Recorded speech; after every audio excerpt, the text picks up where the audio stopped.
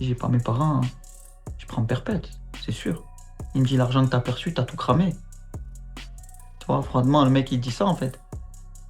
Et c'est là où les idées noires elles passent, tu vois ce que je veux te dire? Je pense que si aujourd'hui je serais footballeur, je coûterais 80 millions d'euros. Moi je suis Marseillais, mais quand tu vas me dire de choisir entre Marseille et Saint-Etienne, je le dis haut et fort, je prends Saint-Etienne. De voir à quel point l'être humain il est pourri. Et je me bats pour ma peau, tu vois. Au Vélodrome, on gagne contre Marseille, qui est champion. 220 euros brut la prime. Et moi, devant tout le monde, dans un restaurant, il y avait plein de gens et tout. Je me suis jeté en survêtement dans la piscine. Le coach, c'était Mancini, il m'a pris pour un fou. Bonjour à tous, bienvenue sur Capté, bienvenue sur la chaîne YouTube de Capté qui se lance petit à petit. Voici un premier long format sur cette chaîne avec une interview exceptionnelle de Yoann Molo.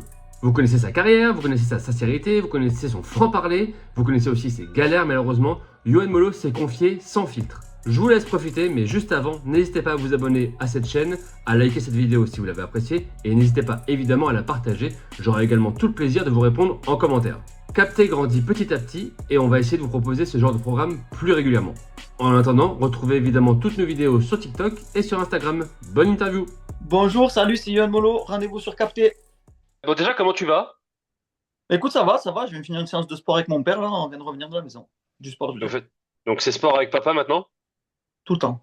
Tous les matins, il a 86 ans, donc j'essaie de l'entretenir, tu vois. Ok. On fait des activités ensemble et tout. On kiffe. Il a toujours fait ça ton papa ou tu l'as entraîné un peu là-dedans? De base, mon père, il a toujours été sportif, mais t'as compris, quand tu vois que le fiston, il se lève chaque matin et que, tu vois, il essaie d'avoir un petit rythme, garder la forme, c'est inspirant, on va dire. Est-ce que c'est aussi une sorte de moment aussi de se retrouver à tous les deux, de rattraper un peu le temps d'avant finalement? Je te mens pas, moi et mon père, on a eu cette connexion depuis que je suis né. Il n'y a pas eu de regret en termes d'amour, tu vois ce que je veux dire? Franchement, il m'a dédié chaque seconde de sa vie comme moi quand j'ai pu lui dédier chaque seconde. Honnêtement, c'est quelqu'un que j'ai toujours mis sur un piédestal. C'est mon modèle, c'est grâce à lui que j'ai réussi parce que voilà, j'ai eu un exemple, tu vois ce que je veux te dire? Je suis né dans une famille stable, avec une mère aimante, un père aimant, une sœur aimante. Et honnêtement, ça m'a donné énormément de force pour ma vie, en fait. Pour moi, ça représente ma réussite. Parce que je pense que chaque personne doit être inspirée par quelqu'un. Et moi, c'est mon père. Et comment ton père t'a regardé au fur et à mesure de ta vie? Depuis que je suis petit, mon père, il a toujours été très, très exigeant avec moi. Mais bon, j'ai partagé cet esprit de compétition parce que moi aussi, je suis quelqu'un de compétitif. J'aime le challenge. J'aime me frotter toujours à plus fort que moi parce que je sais que c'est comme ça qu'on progresse dans la vie. Mes choix, ils ont toujours été orientés vers ça, en fait. Toujours m'orienter contre les plus forts et jamais avec. Et dans tes envies de faire du foot, dans ta jeunesse, quel était le discours de ton papa? Tu sais, aujourd'hui, on parle beaucoup des parents trop présents. Ben, mon père, en fait, c'est quelqu'un de passionné par le football, mais il a toujours accepté parce que j'ai eu cette phase quand j'étais petit où j'aimais pas le foot. C'est sûr que quand je lui ai dit que je voulais m'inscrire au foot, c'était le plus heureux. Je sais pas si j'ai eu des facilités, mais je sais que voilà, j'ai jamais été en retard, on va dire. Par contre, quand j'étais dedans, ouais, il était dedans à fond. Tu viens d'une fois où il t'a un peu, peut-être pas recadré, mais en tout cas, il t'a un peu parlé un peu Ah sèchement et ouais, une ça. fois, on s'est embrouillé, je me rappelle, je jouais au bal, on joue contre Perpignan ou Draguignan, un truc comme ça. Et en fait, je manque une occasion. Le problème, c'est qu'en fait, j'élimine le dernier défenseur. Et au lieu d'aller tête à tête avec le gardien, je sais pas pourquoi, j'arme à l'entrée de la surface et je mets la barre. Mais je peux avancer encore, tu vois. Et là, il m'a mis une soufflante. Je l'ai regardé, j'ai dit, vas-y, je te parle plus. Ouais, voilà, quoi. Parce que Et tu vois, bah, t'as vu quand t'es bon, t'es dans la voiture, toujours tu te mets à l'avant de la voiture parce que tu sais que tu vas recevoir que des bonnes. Dès que t'es nul, tu te mets derrière. Et là, il dit, non, viens devant, faut qu'on parle. bon, ça joue toujours, Yohan Molo. Bah écoute, mon dernier club, c'était Berre, cette année. Et je te mens pas, j'ai arrêté. Ah, je ne savais pas, d'accord. Ouais, j'ai arrêté, j'ai resté 3 mois d'un commun accord avec le directeur sportif parce que honnêtement, il y avait énormément de détails qui m'ont un petit peu enlevé l'envie de jouer au football, tu vois. Moi, je suis quelqu'un de structuré, j'aime les choses professionnelles, j'aime le cadre, j'aime la mentalité. Et honnêtement, dans ce monde amateur-là, il n'y avait pas trop ces ingrédients-là.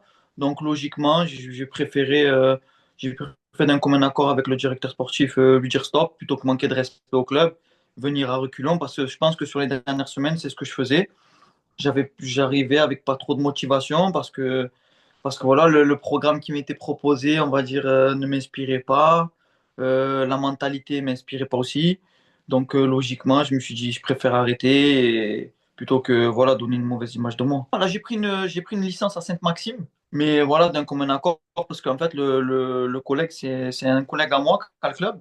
Mais en fait, moi, je lui ai dit, en fait, ça sera au bon vouloir de mon académie, ça sera au bon vouloir de ma disposition. Je viendrai pas aux séances d'entraînement parce que voilà, j'ai d'autres priorités. Et pour l'instant, c'est ça. En attendant l'année prochaine, voir s'il y a une opportunité. Il y a eu des opportunités au Luxembourg, tout ça, mais honnêtement, partir pour partir, ça m'intéresse pas. Parce que mon projet aujourd'hui, c'est développer mon académie et voilà, surtout continuer à prendre du plaisir au foot.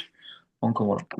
Une scène de ce foot amateur qui te va pas finalement, et qui a fait que tu as aussi, non, j'arrête. Bah, ça peut être une bagarre générale, ça peut être une parole mal placée, ça peut être quand tu arrives à l'entraînement, il y a 40 joueurs, que en fait, tes séances en soi, en termes de proposition de séance, c'est pas très très élaboré. Et comme je te dis, c'est pas sans manque de respect, c'est juste que c'est le monde amateur. Je pense que le monde amateur a besoin de se structurer. Pour se structurer, voilà, on sait que c'est un club qui arrive d'en bas, il monte. Je souhaite qu'il monte en N3 cette année, mais je pense qu'en dessous de N3, je pense que le football, c'est très compliqué. Depuis que tu es revenu dans ce monde un peu amateur, même si j'ai pas le nom, j'aime pas le nom, mais c'est comme ça, tu t'es senti un peu épanoui ou pas plus que ça, franchement, N2, Honnêtement, N3, pas plus que ça, pas plus que ça. Pas plus que ça, parce que c'est un football différent. Mais je pense que c'est un niveau intermédiaire.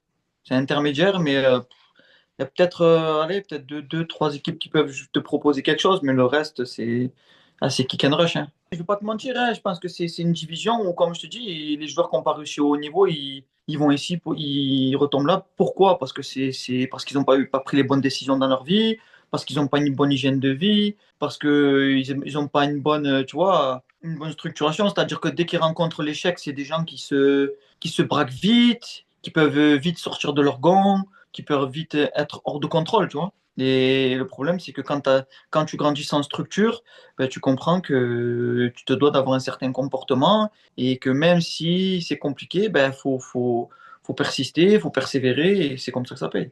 et toi, dès que tu dis quelque chose, on te disait, ah, toi, t'es un ancien pro, machin, tu prenais des genres de réflexion Non, moi, ou... ça dépend parce que comme tu dis, vu que je suis quelqu'un de humble et je suis quelqu'un de très respectueux, j'ai essayé d'apporter par la parole la bienveillance. J'ai jamais voulu manquer de respect. Après, le problème, c'est qu'à certains niveaux, tu as des joueurs qui n'ont rien fait, mais eux veulent te manquer de respect. Parce que pour eux, jouer en N2 ou en N3, c'est un truc de fou. Et voilà, c'est compliqué, mais comme je dis, c'est surtout analyser les mentalités et matcher avec, tu vois, et voir en fonction. Parce que honnêtement, je pense que des problèmes, il y a des problèmes au haut niveau, comme il y a des problèmes dans le monde amateur, c'est ce que j'ai vu, en fait. Ça m'a jamais traversé l'esprit de manquer de respect à un de mes partenaires ou non, j'ai toujours été dans la bienveillance, toujours encouragé, toujours essayé de les pousser à devenir des meilleurs joueurs. Non, voilà, j'ai surtout essayé de jouer ce rôle-là. Enfin, comme tu disais, tu attends septembre ou août, en tout cas, pour prendre une licence, toujours motivé, en tout cas. Ah oui, oui, moi honnêtement, je suis quelqu'un, tous les jours, je vais à la salle de sport, je fais des fives avec les collègues. Non, la passion du foot, je l'ai. C'est pour ça que je te dis que je commençais à perdre la passion du foot. Et je trouvais ça dommage qu'à mon âge, voilà, j'aille sur un terrain reculant et que je prenne pas de plaisir. Je Donc comprends. là, tu vois, je suis avec les collègues dans des fives, je me déchaîne, hein. Franchement, je suis super content de jouer, je cours, je frappe, tu vois. Je me régale en fait. Je me régale. Donc je sais par rapport à ce travers ça que j'aime encore le foot. C'est juste que je pense que voilà, c'était un épisode de ma vie où j'ai essayé et ça m'a tout simplement, c'était pas pour moi. Et l'après-foot, je dirais, ça passe notamment par l'académie, du coup. Ben ouais, en fait, comme je te dis, honnêtement, c'est arrivé par hasard parce que j'ai mon petit neveu qui joue au Pen Mirabeau. Donc voilà, j'ai vu que diverses personnes le faisaient. Après, c'est en forme de critique ou rien. J'ai analysé ce qu'il faisait. Je me suis dit pourquoi pas moi parce que je pense que je peux proposer quelque chose de cohérent et quelque chose de professionnel à mon image. C'est une idée que je développe et c'est une idée, honnêtement, comme je te dis, entraîner.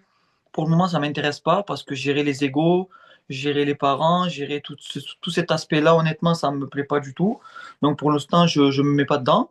Mais voilà, dans tous les projets à court terme, que ce soit stage, que ce soit académie, ça me plaît parce que je suis investi. Je suis investi parce que c'est des projets à court terme.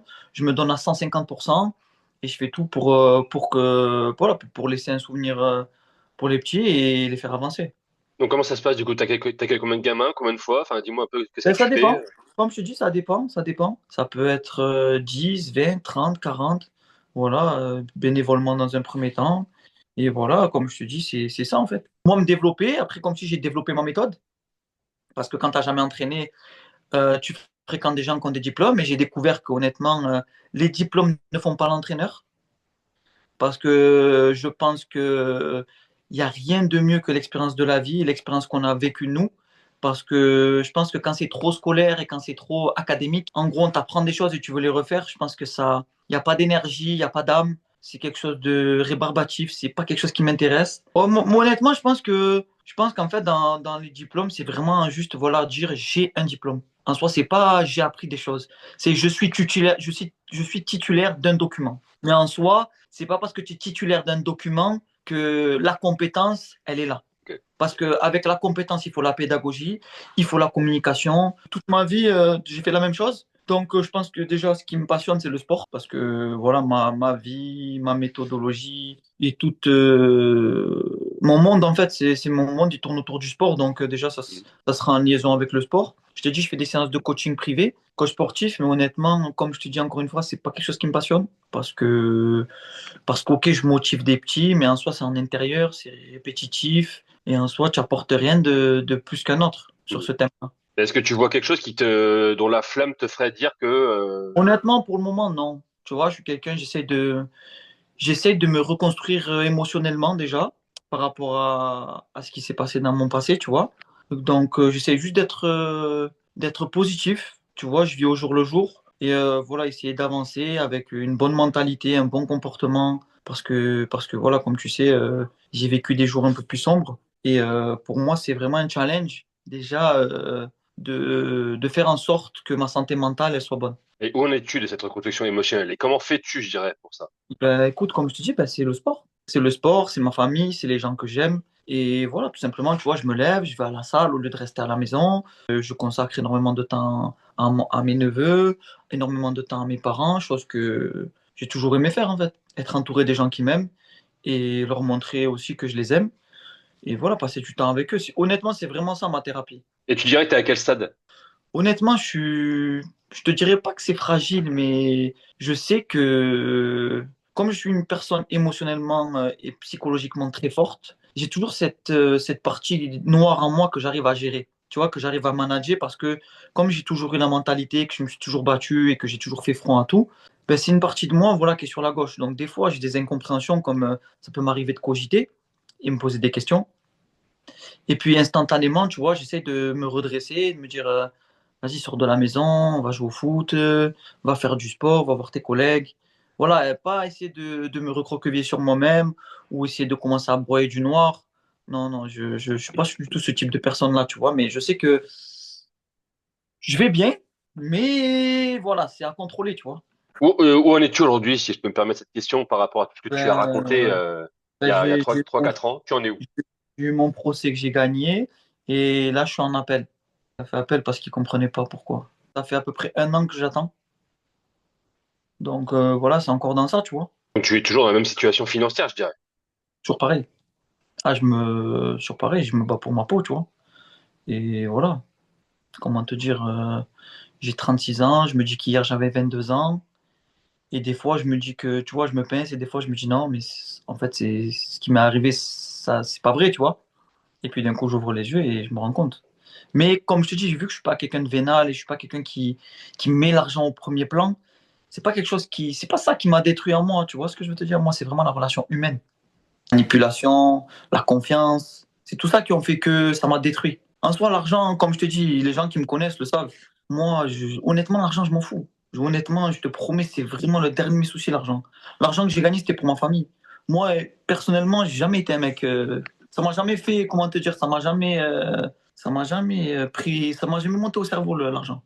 Je t'ai dit, j'ai eu des montres à 50 000, je suis monté dans un jet, yacht, tout ce que tu veux. Mais je suis arrivé toujours à la même conclusion, ça te rend pas heureux. L'appel arrive, mais est-ce que tu t'en tirais pas un petit peu plus serein, je dirais? Je sais pas à quel point c'est compliqué financièrement aujourd'hui, mais est-ce que tu serais peut-être plus serein en ayant gagné cet appel, j'espère, et qu'il y a un petit peu d'argent qui revienne quand même? Ouais, non, mais de toute façon, comment te dire? Il y a trop de preuves pour que je prenne pas d'argent. Il y a trop de preuves. Mais le truc, c'est que je prendrai pas la somme que j'ai pris dans ma carrière, tu vois ce que je veux dire? C'est ça le truc. Mais le problème, c'est que, tu vois, parce que j'ai pas été confronté à toutes les personnes, parce qu'il y a énormément de personnes dedans. Et en fait, c'est ça le truc. De voir à quel point l'être humain, il est pourri. C'est ça le truc. Tu vois, là, je te mens pas, j'ai vu un reportage qui m'a retourné ça m'a retourné le cœur, Epstein. Ah oui. Franchement, je te mens pas, ça m'a retourné le cœur. De voir que pendant autant de temps, un mec, il a autant de pouvoir, il fait autant de mal, mais sans aucune culpabilité, tu vois. Parce que moi, en fait, je me suis posé la même question. En fréquentant ces gens, je me suis toujours posé une question. Est-ce que ces gens-là, à un moment donné, ils se sentent mal ou ils culpabilisent? À ma propre question, j'ai répondu, j'ai dit non. Je sais que ces gens-là, ils culpabilisent pas. Mais encore une fois, comme je te le dis, c'est ce que je trouve, en fait, qui me fait de la peine chez les escrocs, c'est que ils seront jamais heureux, ces gens. Parce qu'en escroquant une personne, t'en escroques 50. Mais ma vraie question, tu fais quoi avec l'argent? Tu achètes une voiture, tu vas en voyage, tu réponds aux besoins de ta vie, mais en soi, dans ton cœur. Tu peux pas être heureux, c'est pas possible. Parce que tu passes tant de temps à trahir des gens. Mais le problème, c'est que comme ces gens-là, ils sont vides et qu'ils n'ont pas d'amour à l'intérieur d'eux, ils savent pas c'est quoi l'amour. Donc en gros, pour eux, ça leur fait rien. Parce qu'ils n'ont jamais partagé vraiment de choses. Ça a toujours été des égoïstes. Et comme je dis, quand c'est l'heure du jugement, eh ben, tu as des gens, tout le monde arrive et tout le monde dit, ah, je sais pas de quoi tu parles. Je compte mes sous, totalement. Je vis avec mes parents. Je suis très heureux de vivre avec mes parents parce que, comme je t'ai dit, ma mère elle sort d'une maladie. Donc, moi, pour moi, c'est ça. Mais de toute façon, toi, moi, tout le monde, comme on est arrivé, on va repartir. Tu vois ce que je veux dire ou pas? Et en soi, l'argent, c'est quelque chose d'éphémère. C'est quelque chose, voilà, ok, c'est bien, ça donne une valeur ajoutée à notre quotidien, que, ok, ça contribue à notre bonheur, mais bon, la fin ne justifie pas les moyens pour moi, tu vois. Parce que moi, ce que j'ai fait, si en soi, j'aurais pas pris les bonnes décisions, j'aurais cramé l'argent, j'aurais fait n'importe quoi, mais en soi, je me suis toujours battu pour ma famille. Et qu'à la fin, on te dise, mais en fait, poto, il n'y a plus rien. Tu vois ce que je veux dire? Je te mens pas. J'aurais pas mes parents, je serais en prison. Oui. La seule chose qui me garde en vie émotionnellement, c'est mes parents. C'est les gens que j'aime. Parce que j'ai pas voulu leur faire de peine, j'ai pas voulu les rendre plus tristes qu'ils soient. Parce que je te dis aujourd'hui, on est tous des hommes. Je te mens pas. Aujourd'hui, il sera en face de moi. Je peux pas répondre de mes actes. Tu vois? On est des humains. C'est même pas une question de me faire du mal à moi. T'as fait du mal aux gens que j'aime. Des choses sombres t'ont logiquement traversé. Des choses sombres, bien sûr, des choses sombres. Et je pense que chez tous les êtres humains, hein, des choses sombres se passent. Pendant 15 ans, voire 16 ans, tu donnes tout pour quelqu'un, tu te donnes de partout et qu'au final, on te regarde et on te traite comme si tu étais une travailleuse de l'ombre sur une rue et qu'on te dit en gros, voilà, je t'ai utilisé, merci, au revoir. Tu vois ce que je veux dire? Ces gens-là, ils sont dans ce monde-là et je pense qu'il y en a certains, ils continuent à travailler avec des joueurs. Et moi, ça me fait de la peine pour ces joueurs parce que ils pensent que tout va bien, mais non, tout va mal pour eux. C'est juste qu'ils s'en rendront compte 10 ans après. Parce que ces gens-là, ils auront fait diverses opérations immobilières, ils auront fait diverses opérations avec des directeurs sportifs, ils auront détourné de l'argent, sauf que eux, voilà, ils le sauront plus tard. Est-ce que tu te rappelles du jour où tu te rends compte du problème? Le 14 octobre, jour d'anniversaire de ma mère. Ok. Voilà, tout simplement. Tout simplement. Qu'est-ce qui se Et passe? ben, qu'est-ce qui se passe? Je devais soi-disant signer un bâtiment à Paris. En fait, mon train de vie il avait légèrement augmenté et on va dire ça répondait plus trop bien comme je voulais. Et puis, à partir de là, je suis allé voir l'agence où il y avait soi-disant mon assurance vie, où il y avait le directeur d'agence qui en fait était son ami. Et je lui dis, il est où mon argent? Et lui, froidement, il me dit, mais je sais pas de quoi vous parlez. Froidement. Et quand il me dit ça, ah, j'ai pris un ouragan dans la tête. Et c'est là où je commence à lui mettre la pression. Et c'est là où il me donne l'adresse, son adresse à Aix. Parce que, parce que voilà. Et lui concrètement, comme je te dis, il y a mon beau-frère, je donne l'adresse. Mon beau-frère le rejoint. Lui, il a peur que je le mette dans un coffre, évidemment, parce qu'il se dit. Et puis, ils vont boire dans un café. Et mon bof me le passe au téléphone, tu vois. Et concrètement, je lui dis, c'est comme ça. Et lui, froidement, il me dit, ouais, c'est comme ça. Il me dit, l'argent que t'as perçu, t'as tout cramé. Tu vois, froidement, le mec, il dit ça, en fait. Et c'est là où les idées noires, elles passent, tu vois ce que je veux te dire? C'est là où tu dis, honnêtement, je pense qu'il y a la chance d'être tombé sur moi, parce que je suis quelqu'un d'assez équilibré psychologiquement. Mais je pense que, comme je te le dis, encore une fois, j'ai pas mes parents, je prends perpète, c'est sûr. Qu'est-ce que tu as fait ce soir d'octobre? Comment t'as fini cette journée-là? Euh, Comment te dire, j'étais avec mon père, donc j'ai fait en sorte de pas lui montrer ma douleur, tu vois. Je lui ai dit non, mais ça va aller en fait. Et puis le soir, je me suis aperçu que mon corps, il me disait le contraire parce que, en fait, tous les muscles de mon corps, ils se sont raidis. J'avais comme une crampe, mais sur le plan général, tu vois. Et là, je me suis dit, waouh, là, je pense que je vais pas bien. Je pense que moi, je me dis que je vais bien, mais je pense qu'il y a une partie de moi-même qui est pas d'accord. Et voilà, tu vois. Et comme je te dis, c'est un combat quotidien que je vis parce que c'est ça, en fait. C'est accepter ce qui est arrivé et vivre. Parce que, comme je te dis, vu que ma priorité, c'est les gens que j'aime, ma priorité, c'est pas leur faire de peine. Ma priorité, c'est vivre le restant des jours qu'on a à vivre ensemble le plus positivement possible et dans l'amour. Donc voilà, j'ai accepté de mettre ça dans un second plan et de tourner la page quelque part pour les gens que j'aime, tu vois. Parce que sinon, j'aurais fait quelque chose que j'aurais jamais regretté, parce que dire que je regretterais, non. J'aurais jamais regretté, mais je pense que j'aurais fait du mal aux gens que j'aime. Et est-ce que tu as peur du futur? Je sais pas, dans 20 ans, par exemple. J'ai pas peur du futur parce que ce que j'ai affronté, je suis prêt à affronter n'importe quoi. J'ai toujours tenu debout. Qu'est-ce qui pourrait m'abattre? Je te mens pas. La seule chose qui pourrait m'abattre, c'est de perdre quelqu'un que j'aime. Parce que c'est ça pour moi ma richesse. C'est rien d'autre, tu vois. Tu me donnes 3 milliards d'euros, tu me donnes mon père, ma mère, ma soeur. Inestimable. Tu me demandes de vivre avec eux dans une tente toute ma vie, ou vivre à Dubaï, ou conduire des belles voitures. C'est même pas un choix qui, tu vois, demain, j'ai un problème de santé, mon père a un problème de santé, ma soeur, ma mère, je m'arrache le cœur, je lui donne. Mais sans tituber, hein. Je te parle ça avec énormément de lucidité, tu vois, c'est ça en fait. Moi, ma vie, c'est ça. Dieu, je pense que Dieu, il m'a béni dans un sens où en gros, il m'a fait naître dans une famille aimante, dans une famille qui m'a tout donné en fait. Et pour ça, je sais que quand je parle avec beaucoup de gens, il y a des frères qui t'entendent pas avec leur sœur, il y a des enfants qui s'entendent pas avec leur père, ou qui s'entendent pas avec leur mère. Et moi, comme si j'ai cette chance d'avoir ça réuni, de rentrer chez moi, embrasser ma mère, embrasser mon père, embrasser ma sœur, leur dire je t'aime, mais avec le cœur, tu vois. Faire des sacrifices pour eux, mais sans concession, parce que pour moi, c'est une logique implacable. Donc, chacun sa richesse, tu vois. Moi, j'ai choisi la mienne et je suis d'accord avec ça. Est-ce que tu as eu besoin d'aide psychologique, d'aller voir quelqu'un dans ça, Non, non, non, dans ce non. processus-là? Je te mens pas, une fois, j'ai vu un psychologue.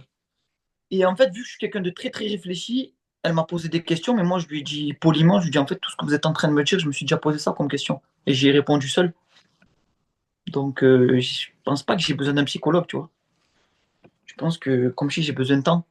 Mais en soi, comme je dis, parler de mes problèmes, je vais pas dire que ça me fait plus de mal qu'autre chose, mais ça me fait pas du bien. Bon. Et donc l'acceptation, elle est pas terminée, mais tu dirais que tu avances. J'accepterai jamais, mais j'avance. Tu vois, c'est comme si, en fait, j'avais un poids de 100 kilos dans mon dos, mais que je marche. Parce que c'est à l'image de ma personne. Toute ma vie, je me suis battu et je le ferai toute ma vie. Mais, et en fait, je me suis jamais servi de la complication comme une excuse. Pour moi, ça a toujours été une raison de me battre. Donc, en fait, je suis quelqu'un de très, très dur à abattre. Très, très dur. Parce qu'en fait, je sais pas d'où elle me sort cette volonté, mais je sais que pour que j'abandonne, il faut que ce soit toi qui me dises de lâcher. Parce que moi, je lâcherai jamais. Tu te rends compte que pour réussir dans le métier de footballeur, déjà, il faut être émotionnellement très costaud. Et après, tous les épisodes que tu vis au quotidien. Si tu n'es pas un monstre psychologiquement, tu fais pas long feu. Ta carrière pro, l'intégralité, comme si tu devais tu choisir un mot pour la définir. Regret, parce que j'aurais pu faire beaucoup mieux. Les gens ne comprennent pas le monde du football. Les gens sont derrière un écran, ils ne comprennent pas. Quand ils voient un joueur remplaçant, pour eux, ça veut dire que le joueur est moins fort que l'autre. Non, mais ils comprennent pas qu'il y a des enjeux sur le plan de l'argent. Il y a des enjeux parce que si l'agent a le même agent que le coach, il y a une relation. C'est que du business. Le football, c'est que du business. Et c'est ce que j'évite de dire aux petits, c'est ce que j'évite dans ma communication d'en parler le plus, parce qu'en fait, tu t'en rends compte que quand tu es au plus haut niveau, qu'en fait, c'est une affaire de qualité mais pas que. Je pense que les gens qui étaient de ma génération, parfois ont vu que sur certains matchs, j'étais remplaçant et que sur certains matchs, il y en avait un autre qui était titulaire et qu'il a joué, il a joué, il a joué, il a joué, et que même moi, quand je rentrais, je marquais ou quoi, en fait, ça payait pas. Parce qu'en fait, c'est pas moi, tu vois ce que je veux dire? C'était pas, on n'était pas dans un mood de compétition, de concurrence. Les cartes, elles étaient déjà abattues. Je vise personne, tu vois, comme je te dis, j'ai pas envie de dire de non. Oui. Mais quand on est joueur de foot, on le sait tous. Mais quand on n'est pas joueur de foot, personne ne le sait. C'est un monde d'hypocrite. Donc en fait, il faut être un hypocrite. Tu peux être vrai, mais il y a des choses que tu peux pas dire. Monaco. Si je te dis le moment marquant à Monaco, c'est lequel que tu me cites? À moi, Ricardo. Ricardo, Laszlo Bologna, franchement, sans eux, ça aurait été, ma vie, elle n'aurait pas été escalée, tu vois. Ah C'est oui? que ils m'ont lancé, ils n'ont pas eu. Laszlo Bologna, le seul problème, c'est que j'ai eu un carton rouge et que le match où il devait m'aligner, il s'est fait virer. Et puis ensuite, c'est Ricardo. Ricardo, honnêtement, il n'a pas eu peur, hein. Il a vu que j'avais le niveau. Il m'a donné une fois ma chance, deux fois ma chance, titulaire. Et après, j'en ai enchaîné 30 titularisations d'affilée, tu vois. Et je crois qu'il y a le Monaco-Nice qui t'a marqué, évidemment. Ouais, incroyable. Incroyable. Quel souvenir te revient de ce jour-là?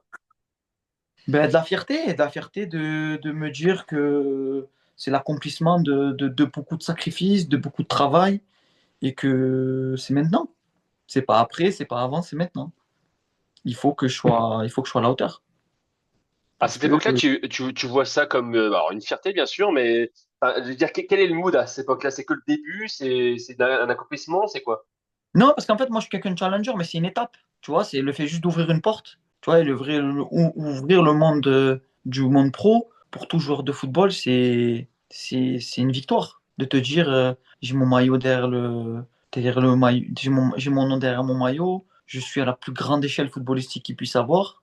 Donc, voilà, c'est une satisfaction. Mais en soi, c'est pas une consécration. C'est juste l'aboutissement d'un objectif. Tu vois, c'est pas en soi, tu t'arrêtes pas et tu dis, ah ok, je suis pro, je suis le plus heureux. Non, c'est que je me dis, putain, maintenant c'est maintenant que ça joue. C'est maintenant, il va falloir que je redouble encore d'efforts. Et d'ailleurs, Monaco, par rapport à ta façon de penser ces années, t'étais dans ton monde à Monaco ou c'était autre? Enfin, t'étais pas à ta Non, moi place. je me suis isolé, j'étais dans ma bulle. Moi j'ai toujours été dans ma bulle. Je me suis jamais fait absorber par le côté mondain, la night, les femmes, tout ça. Non, je te mens pas. J'ai jamais été absorbé, j'ai toujours fait la part des choses. Ma priorité, ça a toujours été mon métier. Ok? Parce que je sais que le trois quarts des gens dans ce monde-là, c'est que des gens faux. Que ce soit les femmes, que ce soit tes amis, que ce soit tes camarades. J'étais quelqu'un de concentré, très Ok. concentré dans ce que je faisais. Malherbe, est-ce que c'est un bon souvenir quand? Ouais, c'était cool. Franchement, j'ai kiffé. C'était une année très saine sur le plan football, très bon groupe, très bonne ambiance. Je pense que émotionnellement parlant, ça m'a fait beaucoup de bien. Le petit souvenir qui te revient de ton époque caennaise, lequel peut venir? Ben écoute, les deux premiers matchs, on va gagner au Vélodrome et on gagne à domicile contre Lyon. Et après, pour le maintien, je mets le but qui contribue à la confirmation de notre maintien contre l'OM, le dernier match. Et voilà, j'ai mis deux, trois buts importants. On avait un bon état d'esprit, un bon groupe, ça se passait bien. On a rempli les objectifs, très satisfait.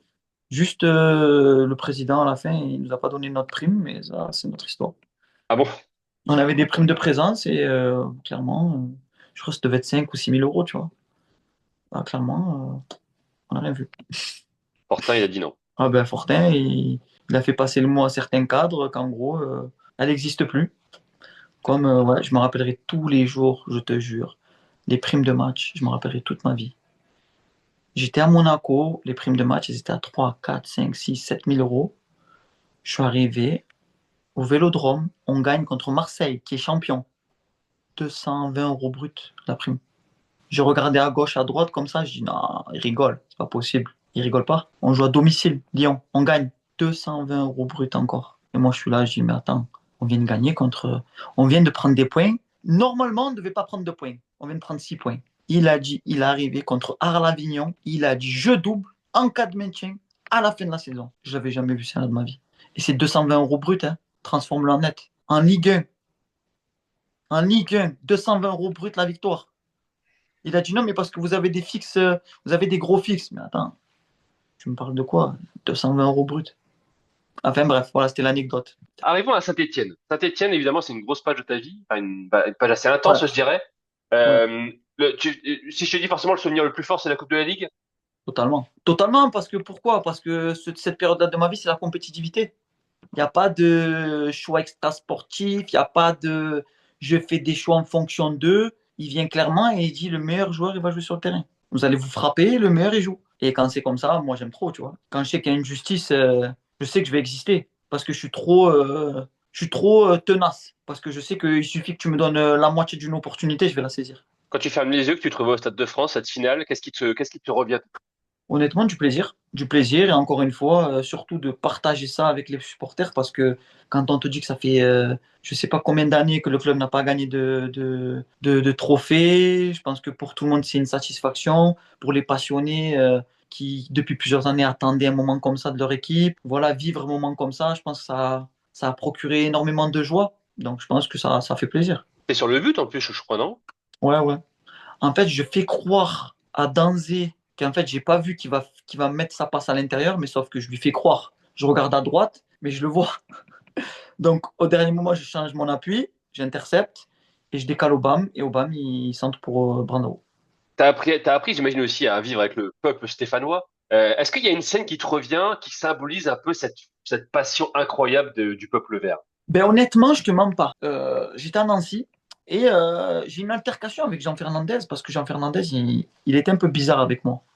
Et moi, tout simplement, je lui dis tout simplement, je dis, coach, si vous pensez que moi, je suis l'erreur de l'équipe, parce qu'on n'avait pas trop des bons résultats, je dis, si vous pensez que c'est moi l'erreur de l'équipe, mettez-moi sur le banc. Je dis, parce que je sens qu'à un moment, vos commentaires, ils sont un peu bizarres. Et je dis, moi, il n'y a pas de souci, j'assume, mettez-moi sur le banc. Et il me met sur le banc.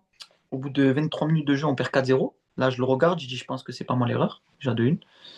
Euh, et après, comment te dire, 2 mois après, je suis prêté avec, je suis pas prêté avec option d'achat, je sais pas comment ça se passe, mais je suis à Saint-Etienne. On joue contre Toulouse. Et en fait, quand je suis sur le terrain, l'ambiance, elle était tellement impressionnante que personne ne l'a remarqué. Mais à un moment donné, je me regarde le maillot, comme ça, je fais ça, comme ça, tu vois. Et je me dis, ouais, je suis avec eux, là. Genre, il n'y a pas 2 mois, il n'y a pas un mois, genre, j'ai vécu un enfer parce que j'étais sur le banc, au bout de 23 minutes, il y avait 4-0. Et je dis, et là, je suis avec eux.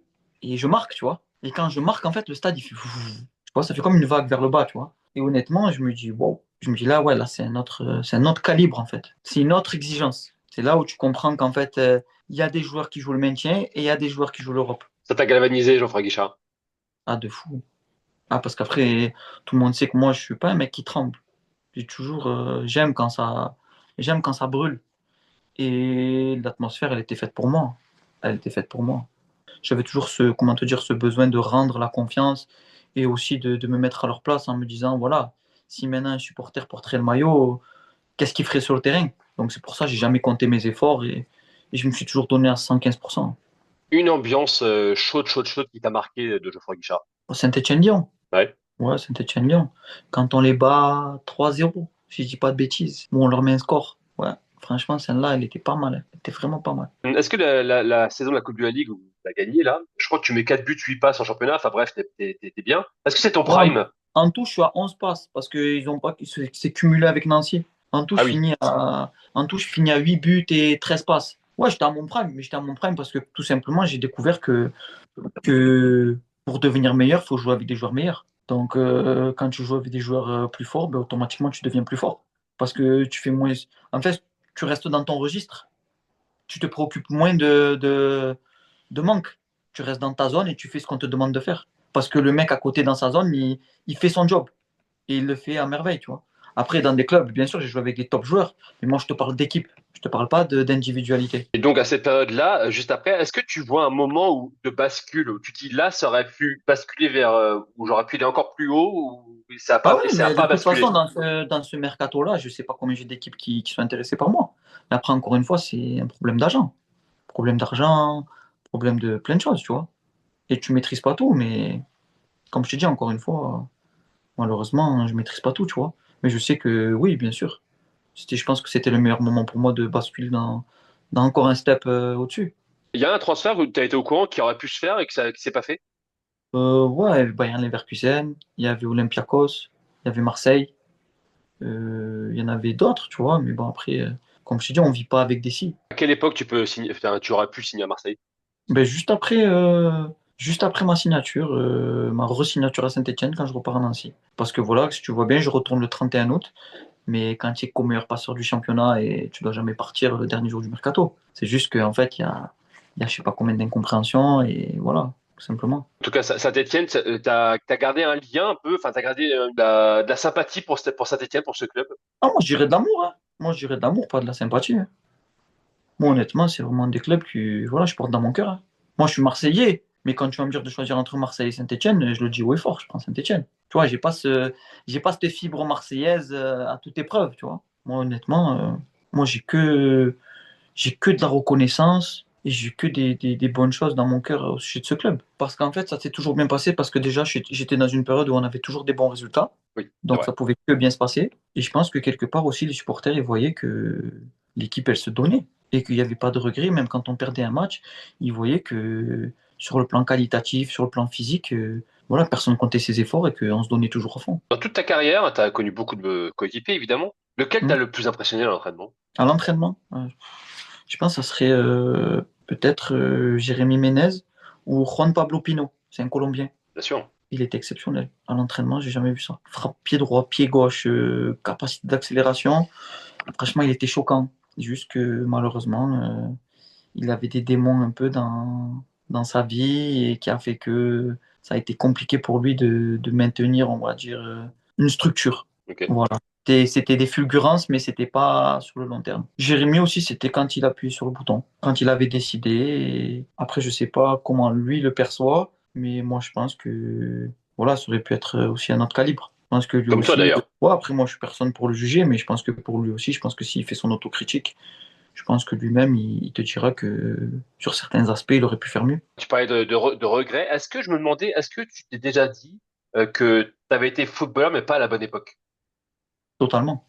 Je pense que si aujourd'hui je serais footballeur, je coûterais 80 millions d'euros. Ah oui. Ah oui, j'en suis persuadé. Parce que sans prouver, tu coûtes cher. Et juste en faisant deux, trois fulgurances, tu coûtes cher. Avant, c'était pas du tout ça la politique. Avant, pour coûter cher, fallait être meilleur buteur du championnat. Pour toucher des gros salaires, fallait être dans le top 3 des meilleurs passeurs, meilleurs buteurs. Enfin, fallait faire des choses. On va dire aujourd'hui, juste sous un prétexte, tu peux faire un gros transfert ou tu peux avoir un gros salaire. Regarde aujourd'hui, il y a la Chine qui s'est ouverte, il y a l'Arabie Saoudite qui s'est ouverte. On n'avait pas ça, nous. Mais ça te dépasse le foot d'aujourd'hui, enfin, ce foot-là aujourd'hui? Je sais pas, tu prends Simon Boisbré, je le connais pas. Il est à Monaco, il fait un match, il met un but sur YouTube en prépa, il part pour 12 millions dans un club, il fait 15 matchs, il met un but, il part pour 30 millions dans un autre club. Tu vois le délire ou pas?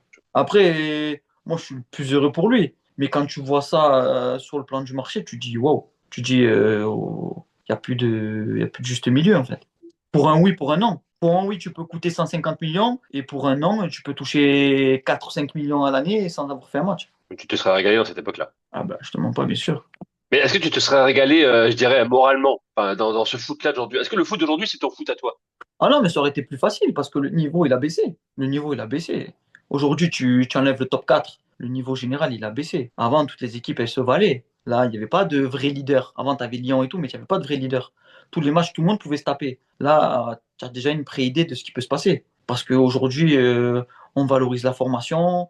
Aujourd'hui, on veut faire du business. Donc, pour faire du business, il faut prendre des risques. Prendre des risques, c'est voilà, c'est mettre plus de jeunes, accepter que le niveau baisse, voilà, pour être bankable, tout simplement, pour avoir de la visibilité, tout simplement. C'est comme ça. En plus, non, je regarde pas trop le foot. En plus, je regarde que le Real. Le Real et quelques matchs, tu vois.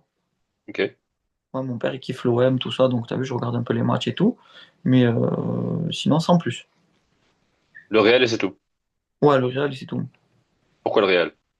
Ah, parce que j'ai la fibre, hein. Moi, je suis Cristiano, hein. Et depuis la fibre, Kylian, ah, les gens ils peuvent dire ce qu'ils veulent. Moi, je suis Vinicius, tout ça, moi, ça me fait kiffer. Ah ouais, ouais, ouais, c'est mon équipe. Ah, j'aime trop, moi. Et du coup, Mbappé, tout ça, cette saison, qu'est-ce que t'en penses, toi, en tant que... Incroyable. Son père et sa mère, ils doivent être trop fiers de lui. Ton sujet, c'est quoi, toi, ton regard sur Kylian Mbappé aujourd'hui? Moi, respect. Rien d'autre. Respect. Qu'est-ce que tu veux dire? Ton ego, ton orgueil. Qu'est-ce que tu veux? Tu veux être le meilleur du monde. Ça fait partie du rôle, avoir un ego et de l'orgueil. Après, il parle, voilà, il parle, il fait. Tu veux dire quoi, un joueur qui parle et qui fait? Il assume. Et pour moi, il y a pas de meilleur joueur qu'un mec qui assume ses choix, qui assume sa parole, qui assume. Moi, honnêtement, c'est fort. Parce que moi, j'étais comme lui. Moi, j'ai toujours été quelqu'un, j'avais besoin de me challenger. Voilà, lui, il est là, il tremble pas. Et contre vents et marées, il fait son job. Et il le fait très bien. Tu disais le niveau a baissé. Est-ce que tu dirais que les joueurs étaient meilleurs avant? Aujourd'hui. Euh, à mon époque, Oui, sur le plan global, global, ouais. oui, oui, oui, sur le plan global. Comme je t'ai dit, après, c'est pas je suis à Paris que je fais venir tous les joueurs du monde entier. Je te parle sur le plan global, le niveau, il était mieux. Il était plus fort. Sur quels aspects notamment? Ben, avant, je faisais une erreur tactique technique, ça faisait but, instantané. Il y avait beaucoup moins de déchets techniques. Tu parlais d'amitié tout à l'heure. Est-ce qu'il y a, avec le recul, l'amitié dans le foot, c'est vraiment surfait? Je te mens pas, honnêtement, j'ai Julien Janvier, Joshua Guilavogui. Honnêtement, ces deux-là, jusqu'à la fin de ma vie, ils seront dans mon cœur. Parce qu'en fait, malgré tous les gens que je connaisse dans le monde du football, eh ben, il y en a deux qui ont répondu présent. Et vu que moi, je suis quelqu'un qui a du cœur, ben, en fait, outre l'aspect argent et tout, tu vois, c'est vraiment deux personnes pour qui, voilà. Demain, dans 10 ans, dans 20 ans, ils auront besoin de moi, je serai toujours là. Après, tu vois, j'ai connu énormément de joueurs, hein. Honnêtement, ces deux joueurs, pour moi, voilà, c'est des joueurs que je mets au-dessus, tu vois. Et globalement, l'amitié dans le foot, quand on est dans un vestiaire, C'est éphémère, c'est éphémère. Parce que Samir Nasri l'avait dit un jour, c'est très compliqué d'être ami avec un mec avec qui tu es en concurrence. Parce que concrètement, il veut ta place, tu veux sa place, donc c'est compliqué. il y a un gars qui est venu, qui est arrivé cet hiver en France et tu l'as connu. Alors, je sais pas quel souvenir tu as, mais c'est Alain de Saint-Maximin. Est-ce que tu as des bons souvenirs de ce gars-là? Aujourd'hui, c'est un père de famille, voilà, il a mis du plomb dans sa tête. Aujourd'hui, voilà, il fait les choses bien et je lui souhaite énormément de bonheur. C'est juste qu'au début, quand il est arrivé, en fait, quand il est arrivé, il avait des codes différents de nous quand nous on est arrivé. Donc, je pense que ça a marqué le début d'une nouvelle génération. Donc, en fait, pour nous, d'une génération en dessous, c'était perçu bizarrement, tu vois. Mais aujourd'hui, voilà, franchement, très, très content de sa réussite, très content de ce qu'il a fait dans le football. Et voilà, je lui souhaite énormément de bonheur et en espérant qu'il partage son expérience, sa bienveillance avec la génération d'après. Finissons, si ça te dit, par deux anecdotes de carrière. C'est toujours ma dernière question. L'idée, c'est de se marrer ou pas, mais tu vas me dire. Deux Ouais, anecdotes de carrière que tu as envie de me raconter qui te fait marrer quand tu y repenses. j'en ai une. Il y avait un gardien au Zénith, il s'appelait Ladegen. On était en prépa et il m'a dit le premier qui saute dans la piscine, je lui donne 1000 boules. Je lui donne 1000 euros. Et moi, devant tout le monde, dans un restaurant, il y avait plein de gens et tout. Je me suis jeté en survêtement dans la piscine. Le coach, c'était Mancini, il m'a pris pour un fou. Il dit, mais qu'est-ce que tu fais? Qu'est-ce que tu fais pas? Tout le monde s'est fou, tout le monde a rigolé. Moi, j'ai plongé. Le lendemain, il m'a donné les sous. Remets-moi un peu le contexte. Là, vous êtes au resto, tranquille. On est dans le stage de, tu vois, on est en Autriche et on mange tous. Et c'était un truc un peu select, tu vois, 5 étoiles, que des architectes et tout. Et la dégaine, il arrive, il nous dit à table, les gars, le premier qui saute dans la piscine, je donne 1000 euros. Mais parce que voilà, c'était le contexte qui fait que personne ne va y aller. Mais il sait qu'il parle à un mec, moi j'ai peur de rien. Ah, dans la foulée, j'ai dit, ah ouais, dans la foulée, j'ai sauté. Et Ah ouais, donc, Roberto Mancini. il m'a regardé, il m'a fait comme ça. J'ai dit, non, comme ça, j'ai fait. Et le lendemain, il te note ça en espèces, tranquille. Ouais, normal, normal. Honnêtement, moi, je peux m'estimer heureux dans le sens où aujourd'hui, tu vois, je peux regarder chacun de mes camarades parce que je sais que j'ai été droit et honnête, tu vois. Et c'est ça où je suis le plus fier de moi. C'est que j'ai pas eu besoin de trahir, de mentir ou tu vois, de faire du mal aux autres pour y arriver. J'espère que vous avez aimé cette interview avec Yoann Molo. N'hésitez pas en commentaire à me dire un petit peu les passages qui vous ont le plus marqué. Et surtout, abonnez-vous à la chaîne YouTube de Capté, likez cette vidéo si vous l'avez aimée et partagez-la le plus possible. C'est évidemment important pour notre développement. On se retrouve très vite pour un nouveau long format sur Capté. À bientôt.